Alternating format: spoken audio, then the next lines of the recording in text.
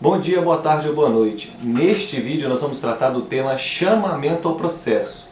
Vamos ver inclusive a sua distinção com relação à denunciação da lide. Eu espero que vocês gostem.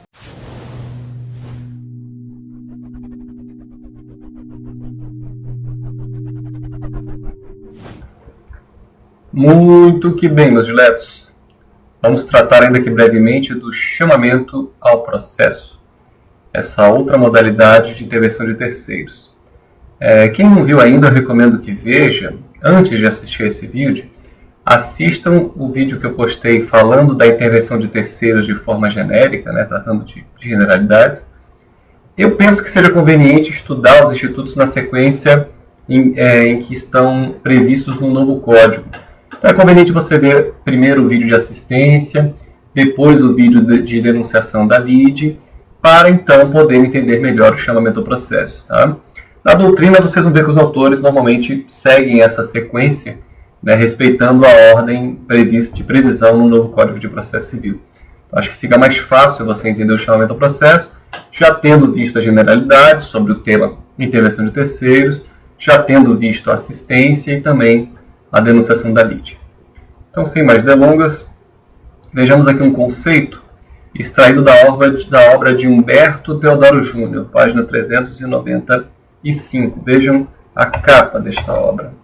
Este livro aqui, tá? Humberto Teodoro Júnior, Curso de Direito Processual Civil, volume 1, Teoria Geral do Direito Processual Civil, Processo de Conhecimento, Procedimento Comum, editora Forense. Tá? Logicamente, de acordo com o novo código. Essa é a 57ª edição. Então, o conceito de Humberto Teodoro Júnior é esse. Chamamento ao processo é um incidente pelo qual o devedor, demandado, chama para integrar o mesmo processo os co-obrigados pela dívida, de modo a fazê-los também responsáveis pelo resultado do efeito. Aí nós vamos ver depois a redação do 132. Com essa providência, o réu obtém sentença que pode ser executada contra o devedor principal, a gente vai ver no caso de fiança, de fiador, ou dos co-devedores, situações de responsabilidade solidária, se tiver que pagar o débito. Claro, se ele for vencido. Então vejam, no chamamento ao processo, a primeira observação importante é que ele só pode ser feito pelo réu, somente pelo réu. Na verdade, as situações de chamamento ao processo são situações de litisconsórcio passivo facultativo. Vejam, já tem um vídeo postado sobre litisconsórcio também. Então, em última análise é isso. O chamamento ao processo sempre serão situações de litisconsórcio passivo facultativo.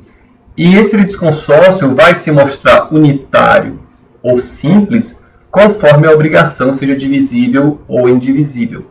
Aliás, a respeito desse tema, vale a pena vocês consultarem essa obra aqui, que é de Fred Dias Jr. Ele explica bem essa situação.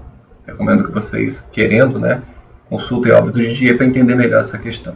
Tá? Então, vamos em frente. Quais são as hipóteses de cabimento de chamamento ao processo? Vamos ver a redação do artigo 130. Para não confundir com as situações de denunciação da lide. O chamamento ao processo... chamamento ao processo, artigo 130. É admissível o chamamento ao processo requerido pelo réu. Então, vejam, só o réu pode pedir o chamamento ao processo, diferentemente da denunciação da lide, em que autor e réu podem fazê-lo. Então, essas são as hipóteses. 1. Do afiançado na ação em que o fiador for réu. Então, se a ação for proposta diretamente contra o fiador, ele vai chamar o afiançado, ele vai chamar o devedor principal. 2. Dos demais fiadores na ação proposta contra um ou alguns deles. Então, se tiver mais de um fiador, esse fiador que foi demandado pode chamar os demais responsáveis pela obrigação assumida. E 3. Dos demais devedores solidários, quando o credor exigir de um ou de alguns o pagamento da dívida comum. Então, essas são as hipóteses de chamamento ao processo. Então, sempre que remeter à ideia de fiança, o fiador, fiançado, quando tiver mais de um fiador, questões de responsabilidade solidária, tudo isso remete à ideia de chamamento ao processo. Percebam que no chamamento ao processo, diferentemente da denunciação da lide, os terceiros já poderiam ser réus. Não foram porque assim não quis o autor. E a esse respeito, eu coloquei uma observação para vocês. A doutrina faz esse destaque, Didier, inclusive, naquela obra que eu mencionei, ele menciona a lição de Barbosa Moreira, e diz que Barbosa Moreira teria dito que o legislador ora dá com uma mão, depois toma com a outra. Por quê? Porque o legislador, no Código Civil, ele dá essa regalia ao credor, a regalia do artigo 275. Ele permite que o credor proponha ação contra quem ele quiser. Ele não é obrigado a propor ação contra todos os devedores. Vejam a redação do 275, Código Civil. Tá? O credor tem direito a exigir e receber de um ou de alguns dos devedores, parcial ou totalmente, a dívida comum. Então, vejam, o legislador dá essa regalia ao credor. 5 pessoas assumiram a responsabilidade, a responsabilidade solidária. Ele dá essa regalia ao credor. Ele não precisa acionar todos. Ele aciona um. Ele, sabendo que só um deles tem capacidade econômica, tem patrimônio para responder pela dívida, ele aciona só esse. Então ele dá com uma mão aqui no Código Civil essa regalia ao credor, que vai ser o autor da demanda, o autor da ação. E depois ele tira com outra mão no 130, ao permitir que o réu chame. É até uma situação bem peculiar, porque normalmente o legislador não obriga as pessoas a litigarem contra quem elas não querem. Mas aqui isso acaba acontecendo. Ora, o credor usou dessa regalia que lhe dá o Código Civil, propôs ação apenas contra um dos devedores, só que aí esse devedor usa da possibilidade que o Código de Processo Civil lhe dá e chama os demais obrigados. É curioso, é uma situação bem peculiar. Bem, outra observação importante. Vejamos o que diz o Código de Defesa do Consumidor a respeito de intervenção de terceiros, na verdade, e principalmente chamamento ao processo. A gente não pode esquecer que a redação do Código de Defesa do Consumidor ela é, obviamente, anterior à vigência do novo Código. Então, ela foi feita de acordo com a sistemática ditada ainda pelo Código de 73, que tinha previsão bem diferente com relação aos efeitos da sentença, que nós vamos ver em seguida. Mas vamos lá ao Código de Defesa do Consumidor, vamos ver o que ele diz a respeito desse assunto. Então, esse aqui é o Código de Defesa do Consumidor. Tá? Aliás, vejam, é a Lei 8.078, de 11 de setembro de 1990. Então, vamos ver lá a redação do artigo 88. Diz o artigo 88 do Código de Defesa do Consumidor. Na hipótese do artigo 13, parágrafo único deste Código, a ação de regresso nos remete à ideia de denunciação da lide, poderá ser ajuizada em processo autônomo, facultada a possibilidade de prosseguir-se nos mesmos autos. Olha só que interessante. Vedada a denunciação da lide. Então, o Código proíbe expressamente a denunciação da lide. Agora, quando a gente vai lá para o 101, veja o que ele determina no inciso 2, O caput diz: na ação de responsabilidade civil do fornecedor de produtos e serviços, sem prejuízo do disposto capítulo 1, 2 deste título, serão observadas as seguintes normas. Olha o inciso 2. O réu que houver contratado seguro de responsabilidade, essa ideia de seguro também nos remete à denunciação da lide, Nós já vimos isso em outro vídeo, aquela situação do artigo 125. Então, poderá chamar ao processo. Opa, chamar ao processo, estranho, Mas, enfim, o Código de Defesa do Consumidor. Chamar ao processo o segurador. Vedada a integração do contraditório pelo Instituto de Resseguros do Brasil. Nesta hipótese, a sentença que julgar procedente o pedido condenará o réu, nos termos do 80 do Código de Processo Civil, isso é o Código 103, Se o réu houver sido declarado falido, etc., enfim, aí são outras situações que não são interessantes para a gente. Mas aqui é interessante perceber que o Código de Defesa do Consumidor veda expressamente a denunciação da lide, mas permite o chamamento ao processo com relação a seguro. Claro, tudo isso ainda antes de termos entendimento jurisprudencial, aquelas questões que eu já abordei com vocês no vídeo que eu postei sobre denunciação da lide.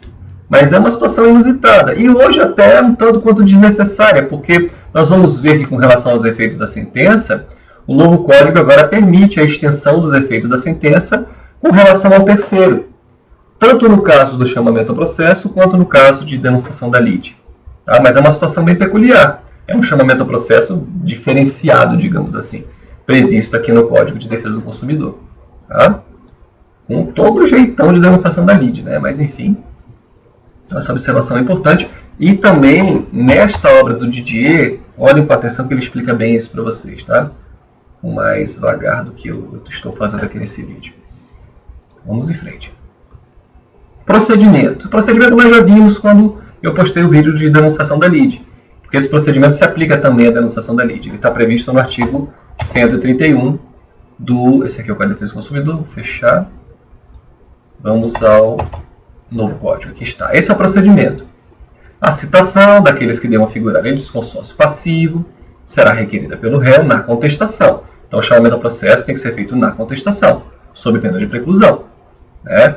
E já tem vídeo postado sobre preclusão também. E lembrando novamente que só o réu pode fazer, né? Será requerida pelo réu na contestação e deve ser promovida no prazo de 30 dias, sob pena de ficar sem efeito de chamamento. Se o chamado residir em outra comarca, sessão subseção, aqui menção à Justiça Federal, né? Ou em lugar incerto, o prazo será de 2 meses. Então, o procedimento é bem simples, tá? Vejamos. Vamos em frente, deixa eu abrir o Prezi novamente. Sim, agora com relação aos efeitos da sentença. Isso é novidade, tá? Quem estudou pelo Código Revogado vai ver que mudou. Agora a regra do 132 é diferente do que determinava o Código de 73. Então diz o artigo 132. A sentença de procedência valerá como título executivo em favor do réu que satisfizer a dívida. Então esse réu que vier a satisfazer a dívida pode ser tanto aquele que era réu desde o início, como aqueles terceiros que foram chamados. Tá? Pode ser qualquer um deles, tá? A fim de que possa exigi-la por inteiro do devedor principal, naquele caso da fiança, né? Ou de cada um dos co-devedores, né? No caso da responsabilidade solidária, a sua cota na proporção que lhes tocar. Então aqui, a depender do andar da carruagem, pode o terceiro ser responsabilizado por pagar a integralidade da dívida. E aí depois ele já vai ter um título executivo para exigir dos demais responsáveis, cada um a sua respectiva cota. Tá? Nesse aspecto o credor não vai ser prejudicado de forma alguma, não deve ser, né? A dívida pode ser, e se mais de um tiver condições de cumprir a obrigação, mais de um pode ser obrigado a fazê-lo. Lembrando que, vale voltar a esse ponto, nessa obra do Didier, ele destaca bem, explica bem isso. Como eu disse a vocês, aqui serão sempre situações de litisconsórcio passivo facultativo, ulterior, né? Quando for feito o chamamento ao processo. E vai ser unitário, ou seja, os efeitos da decisão serão iguais para todos esses litisconsórcios passivos, conforme a natureza da obrigação. Se for indivisível, o litisconsórcio será unitário. Se for divisível, aí o litisconsórcio é simples, porque os efeitos da decisão poderão ser diferentes entre eles. Ok?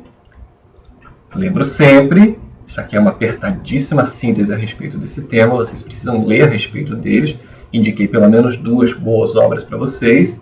Se tiverem qualquer indagação, observação a fazer, fiquem à vontade, terei prazer em tentar auxiliá-los. Por hoje é só e até a próxima.